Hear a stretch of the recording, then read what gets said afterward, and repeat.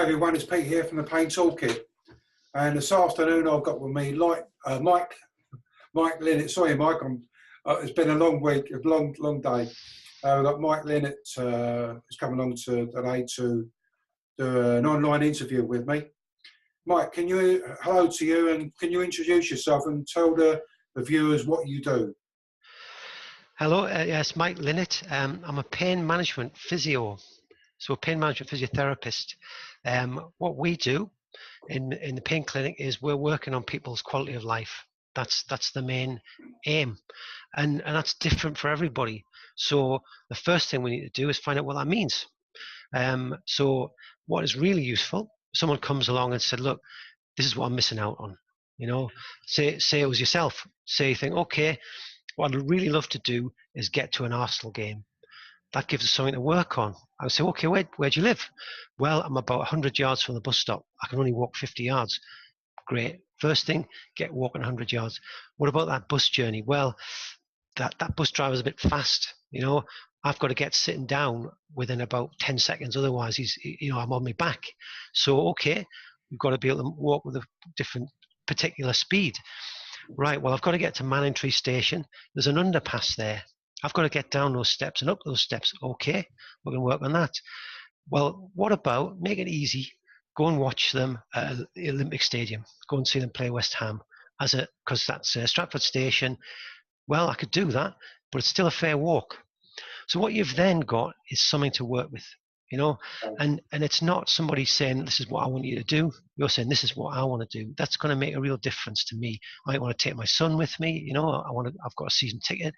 That's going to start giving me a bit of quality of life. So that's the aim of what I do. Okay, thanks for that, Mike. I know you've been telling me on social media that you're excuse me, also a yoga teacher, and that soon you're going to be starting up a pain type program for people with pain, and but using yoga. Can you tell the audience briefly how that will work? Okay, a tiny bit of background. So I trained as a yoga teacher. It was a month of doing nothing else in an ashram with a group of people. So when I went there, I was expecting it to be athletes, bendy people in their 20s. And what you see instead is people with long-term conditions, you know, people with long-term pain, maybe some depression, maybe midlife crisis. So needing a bit of direction. And then when you see the program, the 5 fundamentals of yoga, it's exercise, it's diet, it's relaxation, it's positive thinking, and mindfulness. So you look at that and you look at a pain management program, and there's not much difference there. You know, Right. When are you going to start these yoga classes up? what we're going to do, give it a couple of months, probably, so start of May. The idea is to run some exercise classes, do some yoga in there, also get some maybe a bit of Tai Chi in there. You know, now the main thing is in pain management is signposting. You know, we can't keep people in a yoga class forever. And the other thing is, it's not fair to the yoga teachers locally. You know, we'll say, "Well, I'll go to this free class instead." And we want to empower people. Now, going back to your example of the going to the football, if you can use yoga, say, "Well, actually, I'm not walking right. I'm stiff. I'm stressed." You know, and in that yoga, I really feel a benefit. Then we can do that. You know, so that's the aim. So we've got in the pain management program, you come along, you get a choice of different things to do. You go to the pain clinic, and we can say, "Okay, what about some yoga?" And again, it ties to the individual. What does that person want? That sounds interesting, Mike. Thanks for that. What I'm going to do, you've actually agreed to take part in the Pain Toolkit 5-question interview for healthcare professionals. Okay. So your 5 easy questions. Trust me, they're easy. So, question 1. Just if you can, keep your answers quite brief. All Question right. 1. What is it that attracted you to work with people with persistent pain? The main thing is that you can help somebody transform their life. No question about it. You know, that's the main appeal of pain management. Okay. Question 2. What do you say to patients you see who are looking for a quick fix? That can happen, but it's going to be down to you.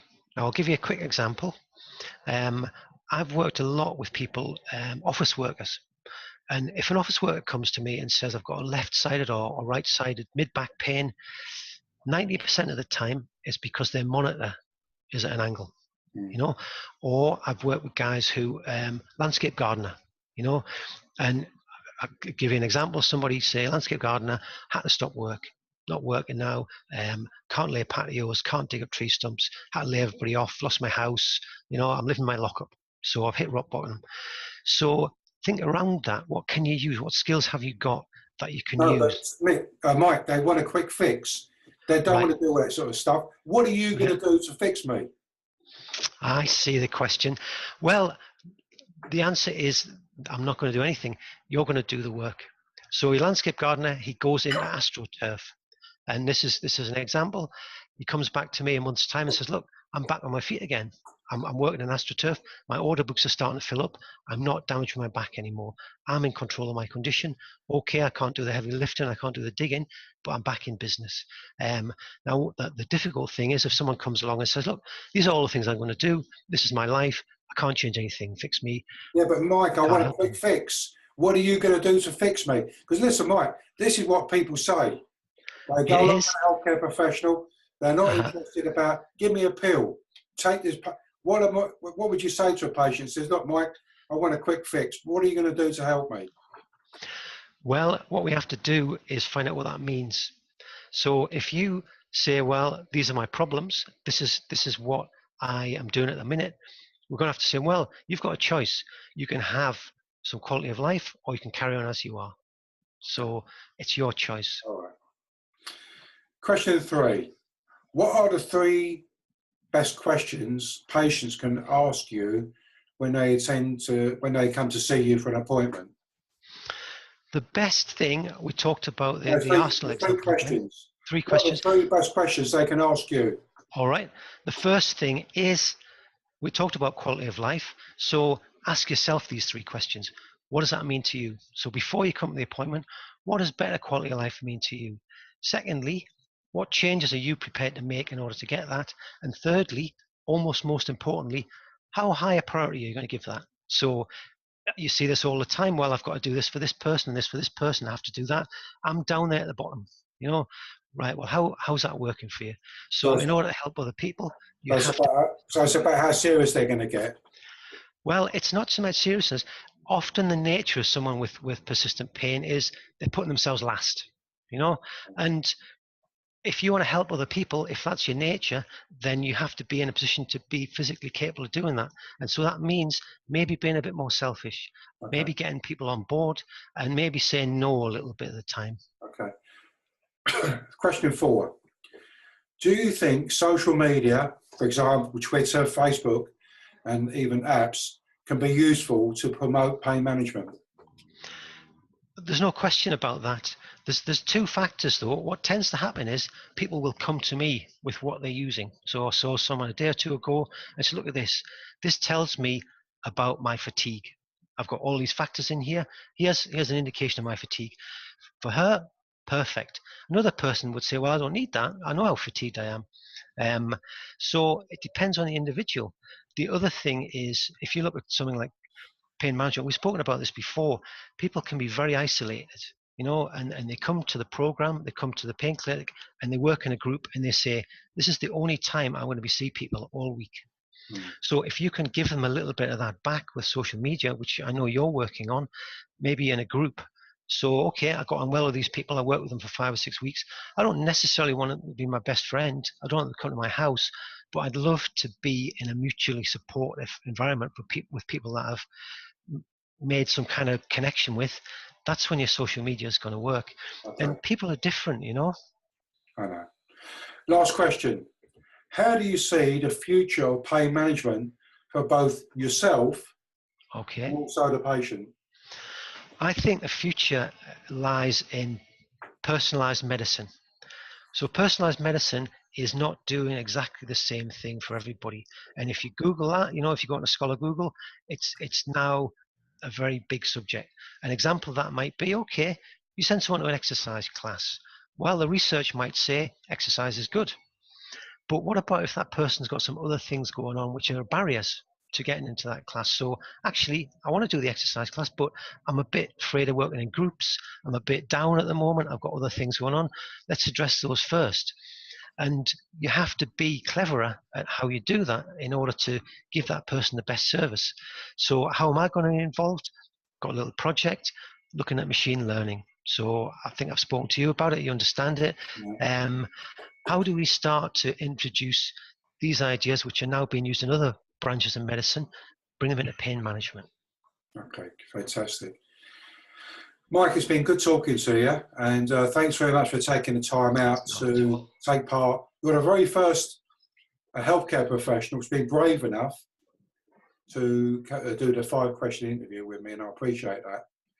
Well, obviously, we're both keeping contact with each other because I'm very, very, very interested on how you're going to be developing the yoga class for people with persistent pain. So, maybe come down. I think, you know what, Mike, I am, because I do a little bit of yoga, but I don't think I do enough, and I know the benefits of it are quite very good. So I think I want to be one of your customers. Brilliant. The other thing we spoke about this, there's no panacea. I've just had a game of walking football. You were talking about that. You know about that. Yeah. Let's get some of that going as well, because it's different things work for different people. Okay, so we've got 2 players already. Excellent. I'll tell you what we're doing then, Mike. We have to build our own team.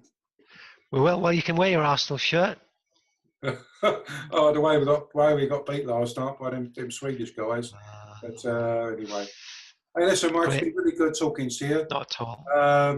I'll wish you a nice weekend with whatever you're up to, and I'll see you again soon. All right, yeah. Take care. Okay, all the best, Pete.